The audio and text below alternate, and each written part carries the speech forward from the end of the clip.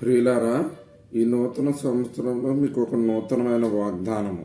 అదేంటంటే 2 కొరింథీ పత్రిక 5వ అధ్యాయం 17వ వచనం. కాగా ఎవడైనను క్రీస్తునందున్న ఎడల వాడు నూతన సృష్టి, పాతవి గతించను, ఇదిగో క్రొత్తవాయను. ఇక్కడ సరిగ్గా చూసినట్లయితే ఎవడైనను క్రీస్తునందున్న ఎడల వాడు నూతన సృష్టి, పాతవి గతించను, ఇదిగో క్రొత్తవాయను.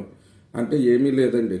మీరు నాకు ఈ జీవితం వద్దు, ఈ పాప రోత జీవితం నాకు వద్దు, ఈ పాడు జీవితం నాకు వద్దు అని అనుకుని మీరు తీర్మానించుకుని, యేసయ్య నేను మీ వద్దకు వస్తున్నాను, నిన్ను నా సొంత రక్షకునిగా స్వీకరిస్తున్నాను, నీవు నా హృదయంలోనికి రా, నీ సమాధానమును, నీ రక్షణను, నీ విడుదలను, నీ జయమును, నీ స్వాతంత్ర్యాన్ని, నీ శాంతిని నాకు దయచేయి ప్రభువా అని నీవు నోరు తెరిచి అడిగినట్లయితే, ఆయన నీ హృదయంలోనికి స్వీకరించుకున్నట్లయితే, నీ పరిశుద్ధాత్మతో నన్ను నింపు అని అడిగినట్లయితే ఈ వచనం మీ జీవితంలో నెరవేరుతుంది. ఆయన అప్పుడు మీ హృదయంలోనికి వస్తాడు, వచ్చి తన పరిశుద్ధాత్మతో నింపి తన శాంతి సమాధానములను, నెమ్మది, నిరీక్షణను నీకు దయచేస్తాడు.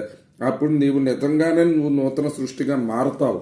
పాతవన్నీ గతించిపోతాయి, మొత్తము కొత్తవి అవుతాయి. కనుక ఈ వాగ్దానాన్ని ఎత్తిపట్టి ప్రార్థించుకోవాలని చెప్పి దాన్ని స్వతంత్రించుకోవాలని ప్రభువైన యేసు నామమున మిమ్మల్ని అందరినీ హెచ్చరిస్తున్నాను.